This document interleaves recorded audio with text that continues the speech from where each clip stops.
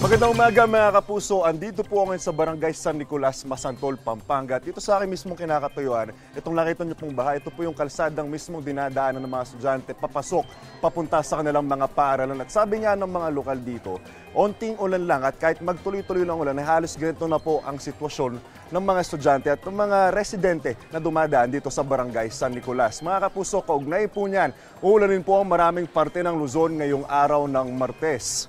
Epekto po yan ng hanging habagat ayon sa Pag-asa. Maging alerto sa pagulan ng mga taga Metro Manila, Ilocos Region, Cordillera, Zambales at Tarlac. Pati na rin po ang mga taga Bataan, Pampanga, Bulacan, Rizal, Cavite, Batangas at Occidental Mindoro. Sa mga susunod na araw, posibleng humina na po ang habagat. Hindi ito inahatak o pinalalakas ng low pressure area na nasa hilaga ng Batanes.